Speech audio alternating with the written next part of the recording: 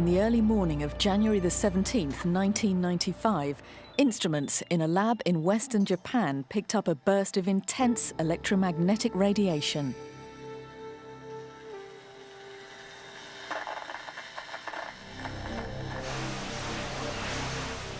It was the signature of a massive earthquake which had just struck the city of Kobe from its epicenter 20 kilometers to the southwest.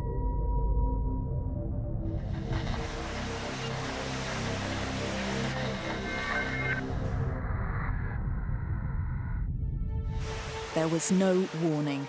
180,000 buildings were destroyed. An urban area 20 kilometers long and 4 kilometers wide was totally wrecked. Nothing moved in or out of Kobe by road or by rail for 3 days.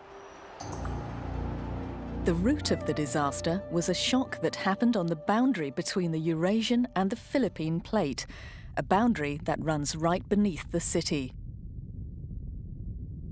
There is a direct relationship between plate margins and earthquakes throughout the world. Japan is very vulnerable to earthquakes because of the country's special physical geography.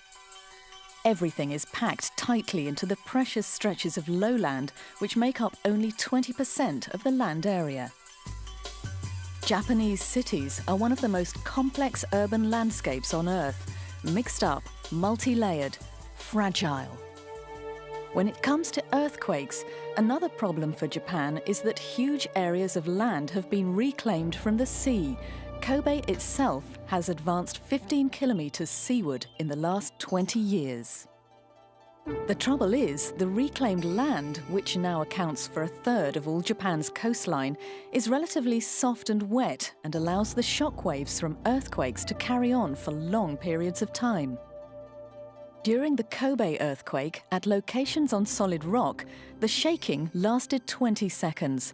On the reclaimed land, it went on for 2 or even 3 minutes. As its human landscape becomes more and more complex, Japan becomes more and more vulnerable to earthquakes.